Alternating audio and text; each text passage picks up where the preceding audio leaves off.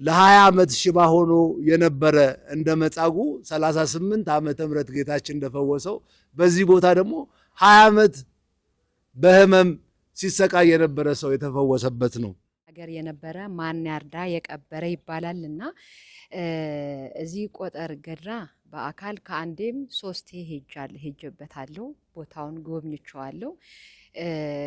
3ቴም ሲሄድ 3ቴም የተሰሙኝ ስሜቶች የሚገርም ቦታ ነበር። የበረከት ቦታ እንደሆነ ገና የመጀመሪያ ቀን ነበረ ያየነው። ቦታው የተለየ የቅዱሳን መሰብሰቢያ የስውራኖች መኖሪያ ከተማቸው ነው። እዚህ ቦታ ላይ ተገኝቼ ቅድም አባታችንም እንዳሉት ቦታው ላይ ዋሻ ውስጥም ገብቻለሁ። እጣኑ መሽተት ብቻ አይደለም፣ ከዋሻ ውስጥ እጣኑ ሁሉ ሲወጣ ውስጥ ድረስ ለመግባት ሞከርኩ። የቻልኩት ድረስ ለመግባት ሞክሬ ነበርና የእጣኑ ማዕዛው መሽተት ብቻ ሳይሆን በአይኔም ሁሉ አይቻለሁና የስውራን ቦታ ነው፣ የበረከት ቦታ ነው። ዛፍ እንኳን ዝም ብሎ መቁረጥ አይቻልም። መቁረጫውም አይታዘዝም፣ ሰውም አቅም አይኖረውም። ቦታው የተለየ መንፈሳዊ ቦታ ነው።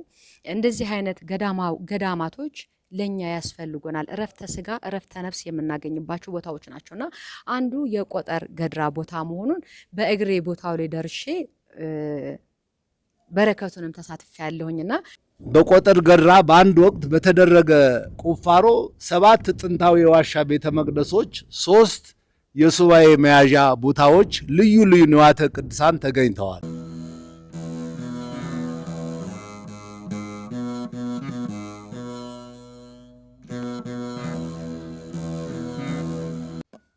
ስብሐት ለእግዚአብሔር ለዘአብጽሐነ እስከዛቲ ሰዓት። ከሁሉ አስቀድሞ ሁላችንንም በያለንበት በሕይወትና በጤና ጠብቆ ለዛሬዋ ዕለት አድርሶን ይህንን የተቀደሰ ተግባር እንድንፈጽም ስለፈቀደልን የአምላካችንን ስም እናመሰግነዋለን።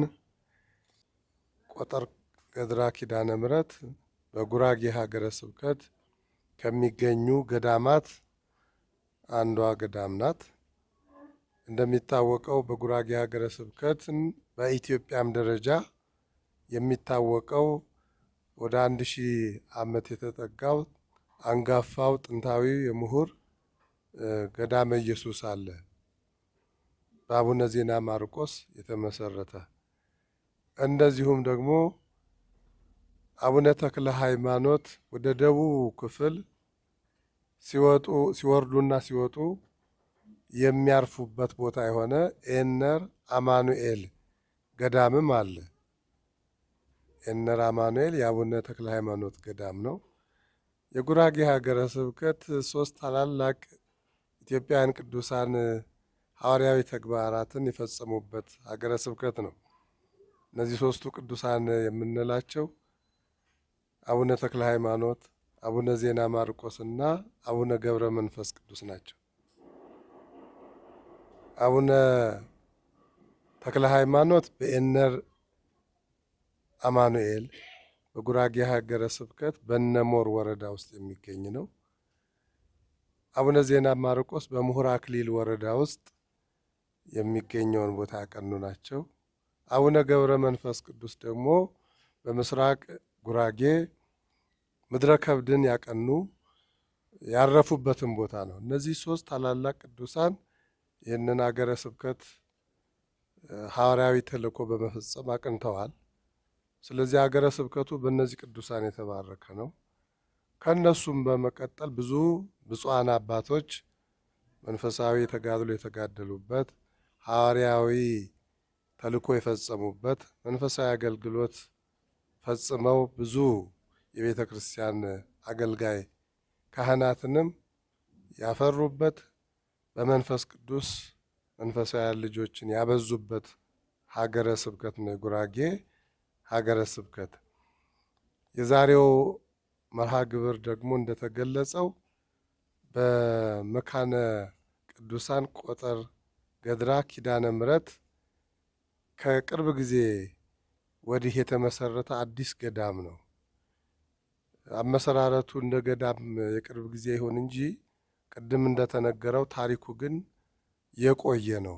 ለዚህም ደግሞ በገዳሙ ውስጥ የተገኙት ቅርሶች፣ የታሪክ አሻራዎች ምስክሮች ናቸው። ራሱ ቦታውም ምስክር ነው።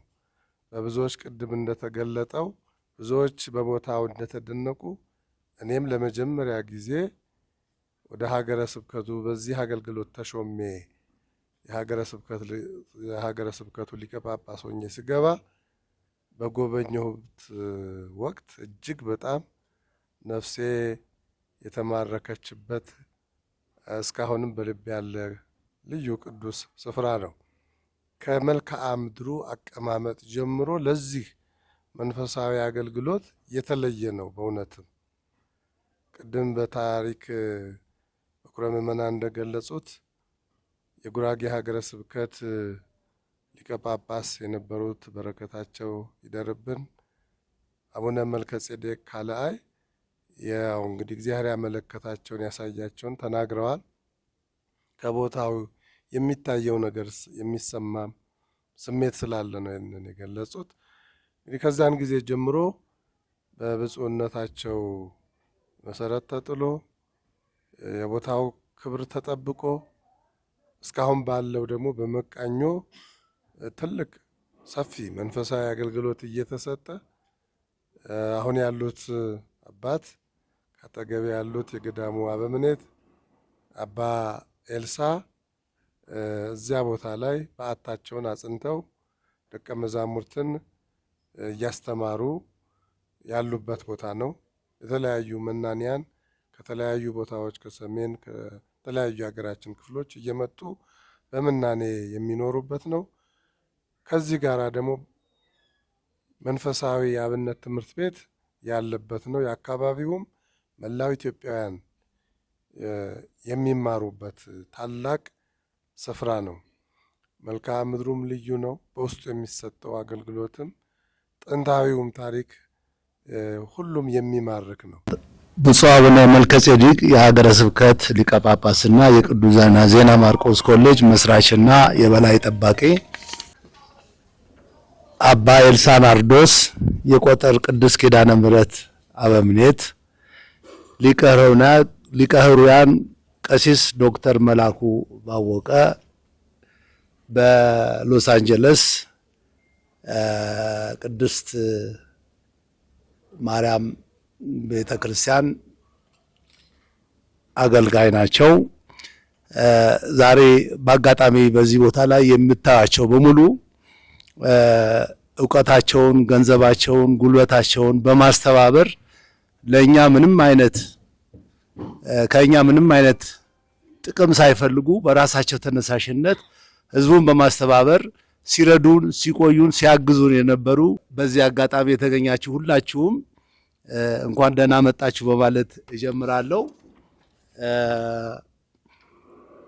ቆጠር ገድራ መካነ ቅድስት ኪዳነ ምሕረት ገዳም በጉራጌ ሀገረ ስብከት መንበረ ጵጵስና ከሚገኝበት ስፍራ ከወልቂጤ በ52 ኪሎ ሜትር ከአዲስ አበባ ደግሞ 202 ኪሎ ሜትር ላይ ትገኛለች።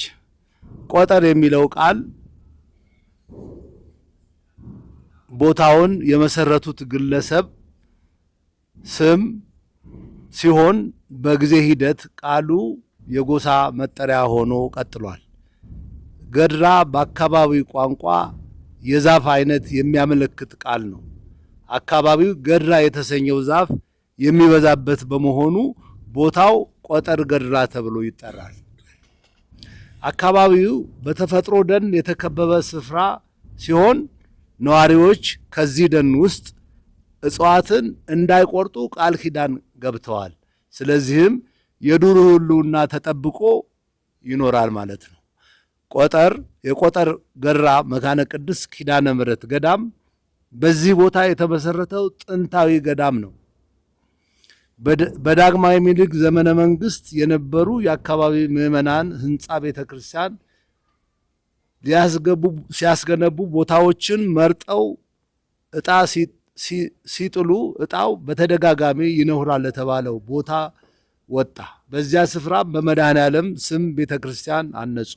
ይህ ቤተ ክርስቲያን በእድሜ ብዛት በመጎዳቱ በጊዜው እድሳት እየተደረገለት እስከ ዛሬ ቆይቷል። በአሁኑ ሰዓትም ለበርካታ ህዝበ ክርስቲያን አገልግሎት በመስጠት ላይ ይገኛል። በወቅቱ የሀገረ ስብከቱ ሊቀ ጳጳስ የነበሩት ብፁዕ አቡነ መልከጼዴቅ የዚህ ህንፃ የመሰረተ ድንጋይ ለማስቀመጥ በ2002 ዓ.ም ወደ ቦታው በሄዱ ጊዜ ቆጠር ገራ ከሚባለው ደናማ ስፍራ ሲደርሱ በቦታው በመማረካቸው ከደኑ ውስጥ ገብተው ገዳም ገዳም ሸተተኝ፣ ከዚህ ቦታ አልወጣም አሉ። ከጥቂት ሰዓታት ቆይታ በኋላ ጉዟቸውን ቀጥለው ይነሁራ መድኃኔዓለም ደርሰው ትምህርተ ወንጌልና ቃለ ቡራኬ ሰጥተው ዛሬ ከዚህ ቦታ ላይ የመሰረተ ድንጋይ እንዳኖር እግዚአብሔር አልፈቀደልኝም ብለው የመሰረተ ድንጋዩን ሳያስቀምጡ ወደ አዲስ አበባ ተመለሱ። በሌላ ጊዜ ከህዝበ ክርስቲያን ጋር ውይይት አካሄደው በእድሳት መልክ በድጋሚ ከሚታነጸው ይነሁራ መድኃኔዓለም በተጨማሪ በቆጠር ገራን በኪዳነ ምሕረት ስም ቤተ ክርስቲያን እንዲታነጽ አዘዙ። ብፁዕነታቸው ፍጻሜውን ሳያዩ ከዚህ ዓለም ውጣ ውረድ ቢያርፉም በጥቅምት ወር 2003 ዓመተ ምህረት እርሳቸው በመረጡት ቦታ የመሰረተ ድንጋይ ተቀመጠ። ነሐሴ 16 2004 ዓመተ ምህረት የቤተ ክርስቲያን ቅዳሴ ቤት ከበረ።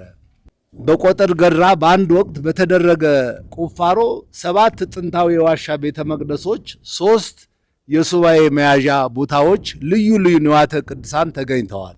ይህም በዚህ ስፍራ ቀደም ሲል ቤተ ክርስቲያን ታንጾ እንደነበረ የሚጠቁም ማስረጃ ነው። በቁፋሮ የተገኘውም 7ቱ የዋሻ ቤተ መቅደሶችም የደብረ ቤዛን ቤተ መቅደስ፣ ቤተ ጎልጎታና ቤተ መድኃኔዓለም፣ ቤተ ጠበብት፣ ቤተ ኤፍራታ፣ ቤተ ደብረ ብርሃን እና ቤተ ደናግል ይባላሉ። ከነዚህ ቤተ መቅደሶች መካከል በቤተ ጎልጎታ የኦሪት መስዋዕትነት ይቀርብበት እንደነበረ በውስጡም ከወርቅ የተሰራ መሰዊያ እንደተገኘና ይህ መሰዊያም በ6ኛው መቶ ክፍለ ዘመን በስፍራው ሲያገለግሉ የነበሩ አባ ማትያስ የተባሉ አባት እንዳይዘረፍ ብለው ቆፍረው እንደቀበሩት የአካባቢ ታሪክ የሚያውቁ አባቶች ይናገራሉ። የቦታው ታሪክና የንዋያተ ቅድሳት ዝርዝርም በቁፋሮ በወጣው ዝንቱ መጽሐፈ ዘአቡነ ማትያስ በተባለው የብርና መጽሐፍ ተመዝግቦ ይገኛል። በቁፋሮ የወጡት የወርቅ መሰዊያ፣ የብር መጽሐፈ ቅዱሳት፣ ስዕላት፣ አርፈ መስቀልና ሌሎችን ጥንታውያን ንዋያተ ቅድሳት ቤተ መዘክር እስከሚሰራላቸው ድረስ እንዳይጠፉ በምስጢር እንዲጠበቁ ተደርገዋል። በዚህ ስፍራ ከአሁን በፊት ያልወጡና ወደፊት በቁፋሮ የሚገኙ ንዋያተ ቅድሳት እንዳሉም በሰፊው ይታመናል። ከዚህ በኋላ ከዚሁ ጋርም በገዳሙ የፈለቁት በ3 ቅዱስ ማለትም በኪዳነ ምሕረት መጥመቁ መለኮተ ቅዱስ ዮሐንስ፣ አቡነ ሀብተ ማርያም ስም የተሰየሙት ጠበሎች ለበርካታ ሕሙማን ፈውስ እየሰጡ ተአምራት እያሳዩ ነው። ለ20 ዓመት ሽባ ሆኖ የነበረ እንደ መጻጉዕ 38 ዓመተ ምህረት ጌታችን እንደፈወሰው በዚህ ቦታ ደግሞ 20 ዓመት በህመም ሲሰቃይ የነበረ ሰው የተፈወሰበት ነው። በቁጥር 22 የሚደርሱ የሌላ እምነት ተከታዮችም በገዳሙ ጠበል በህመም ተፈውሰው የክርስትና ጥምቀትን ተጠምቀው የሥላሴ ልጅነትን አግኝተዋል። አሁን ሀገረ ስብከቱን በአባትነት እየመሩ በሚገኙት በብፁዕ አቡነ መልከጼዴቅ በሀገረ ስብከታቸው ከፍተኛ ድጋፍ እየተደረገ ገዳሙ እዚህ ደርሷል። በመሆኑም በእኔ ሰብሳቢነት የአካባቢ ተወላጅ ባልሆኑና የአካባቢ ተወላጅ በሆኑ በደጋግ የጉራጌ ማህበረሰብና በመላው ዓለም በሚገኙ ኦርቶዶክሳውያን የኪዳነ ምሕረት ወዳጆች የተጀመረው ይህ ገዳም የማሳደግ ሥራ ዓላማው በየጊዜው እየቀዘቀዘ የመጣውን የአብነት ትምህርት ቤት የማስፋፋት ጥንታዊነት ቅርሶችን በመጠበቅ ለትውልድ በማስተላለፍ የቅድስት ቤተ ክርስቲያንን አገልግሎት ለማሳደግ ስብከተ ወንጌልን በስፋት ለማዳረስ እና የተጀመረው ህንፃ ቤተ ክርስቲያንም ለማስፈጸም መሆኑን በመገንዘብ ከጥር 29 እስከ የካቲት 1 2008 ለ3 ተከታታይ ቀናት የሚቆይ የቀጥታ ስርጭት የገቢ ማሰባሰቢያ መርሃ ግብር አዘጋጅተናል።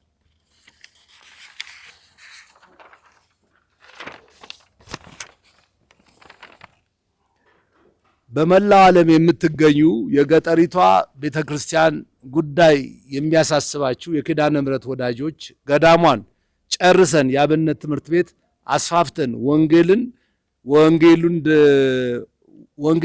ወንጌል ደቡብ ኢትዮጵያንን እንድናዳርስ ጥር 29 እስከ 01 2018 ከምሽቱ 1 ሰዓት ጀምሮ በመንፈሳዊ ዩቲዩበርና ቲክቶከሮች በሚተላለፈው የቀጥታ ስርጭት እየገባችሁ አለንላችሁ እንድትሉንና ቀጠሯችሁ ከወዲሁ እንድታስተካክሉ በእግዚአብሔር ስም አደራ እንላችኋለን።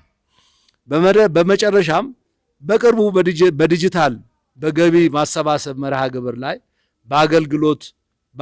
በአገልጋዮች፣ በዩቲዩበሮች፣ በተከታታዮችና በቲክቶከሮችና በኪነ ጥበብ ባለሙያዎች ላይ በፐርሰንት ይሰራሉ በሚል የተከፈተው የስም ማጥፋት ዘመቻ በእኛ በኩል የተጠቀሱትን አካላት የማይወክል ፍጹም ውሸትና በሴራ የተቀነባበረ ስም የማጥፋት ዘመቻ መሆኑን እናውቃለን።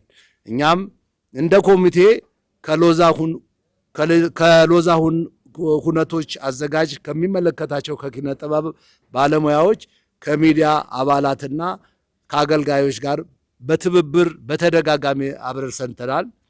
ማለትም እስከ ዛሬ ድረስ ካሁን ቀደምም እነኚሁ እዚህ ያሉት አባላቶች እኛ ጋር ሄደው እውነት ለመናገር በሎዛ አስተባባሪነት ምንም አይነት ሳንቲም ሳንሰጥ እንደውም ለመስጠት በምናስብበት ጊዜ አካባቢውን ጥሎ ነው ከኛ ጋር የሄደውና በዚህ አጋጣሚ እነኚህን ቲክቶከሮችን ሆነ የሎዛ ኩነትን በጣም ከልብ እናመሰግነዋለን።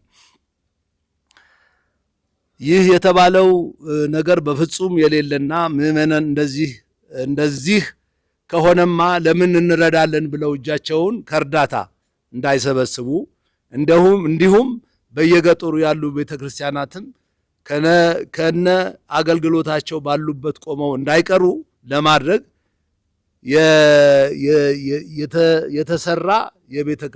የታሰበ የቤተክርስቲያን ጠላቶች አጀንዳ መሆኑን አውቃችሁ ከስር በተቀመጡት የገዳሙ አካውንት በቀጥታ በማስገባት እንዲሁም በመደወል አለንላችሁ እንድትሉን በድጋሚ በፍጹም ትህትና እንጠይቃለን። የቀጥታ ስርጭቱ በወልቂጤ በሚገኘው መንበረ ጵጵስና በቅድስት ዜና ማርቆስ መንፈሳዊ ኮሌጅ ውስጥ ነው።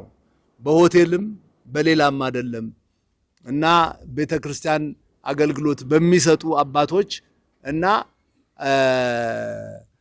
ሊቀ ጳጳሳችንም በተገኙበት ቦታ ስለሆነ እንግዲህ ይህንን መልእክት የምናስተላልፈው በየቦታው የምታዳምጡን ወዳጆቻችን እስካሁን ስታደርጉልን የነበረውን እገዛና ድጋፍ እንዳይለየን በእግዚአብሔር ስም እጠይቃለሁ። አመሰግናለሁ።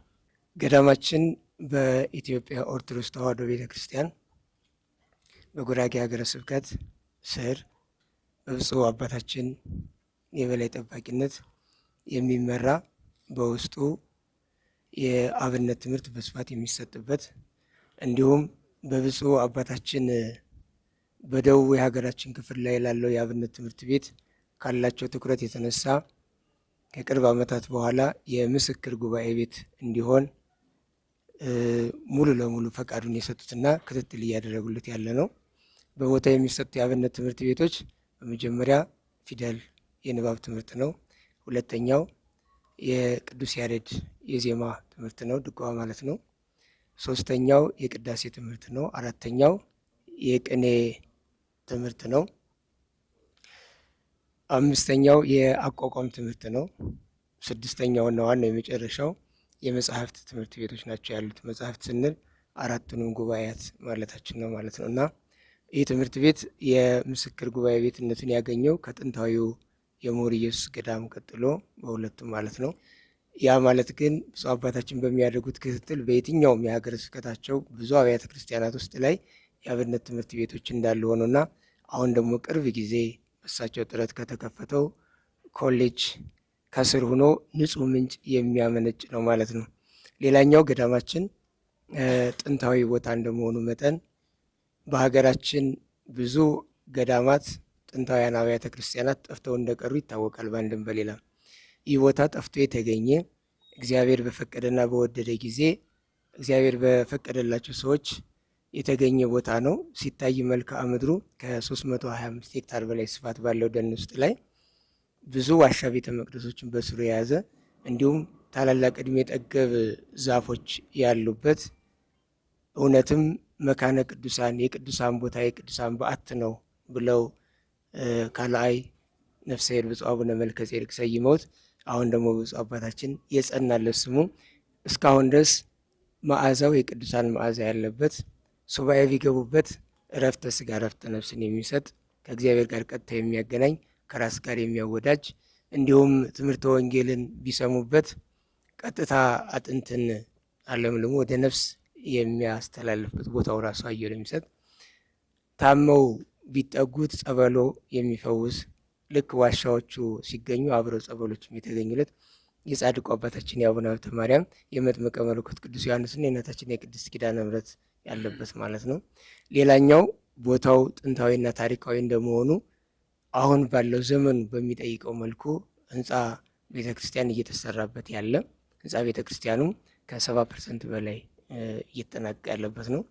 ሌላኛው የቤተ መዘክር ከዋሻ የወጡት ቤተ ንዋያተ ቅዱሳቱ ታሪካዊ ቅርሶች የተቀመጡበት ቤተ መዘክር በስፋት ያለውና እንደዚሁም ልዩ ልዩ ቦታዎች እየተሰሩለት አሰራራቸውም ለነገ ለታሪክ የሚሆን በተለይ እግዚአብሔር በወደዳቸውና በፈቀዳቸው በጎ አድራጊዎች ምዕመናን ሆኖ የበላይነቱ የበለጠ ክትትሉ ግን በብፁዕነታቸው እየተደረገለት ያለ አንጋፋ ማህበራት አሻራቸውን ያስቀመጡበት ማህበረ ቅዱሳን የመጀመሪያውን የአብነት ትምህርት ቤት በበኩረ ምዕመናን የተማሪዎች ማደሪያ ሲሰራ አልጋ ከመስጠት ጀምሮ አሁን ላይ ከ30 በላይ ደቀ መዛሙርትና 5 መምህራን ድጎማ የሚደጎሙበት እንዲሁም ማህበረ ጽዮን ሀገር አቀፍ የጉዞ ማህበር የአብነት መምህራን ማደሪያ እንዲሁም የማሰልጠኛ አዳራሽ ሌሎችም አስፈላጊውን ቤቶች ሰርቶ ያስረከበበት ሌሎች ምዕመናንም ብዙ አሻራቸውን እያሳረፉበት ያለ ቦታ ነው ማለት ነው። ይህንን ቦታ መርዳት በረከት መሳተፍ ስለሆነ በተጠቀሰው ጊዜና ሰዓት መታችሁም በአካል መሳተፍ ማትችሉ ባላችሁበት የበረከቱ ተሳታፊ እንድትሆኑ የገዳማችን መልእክት ነው። የብፁዕ አባታችን ቡራኬ ይሁንልኝ።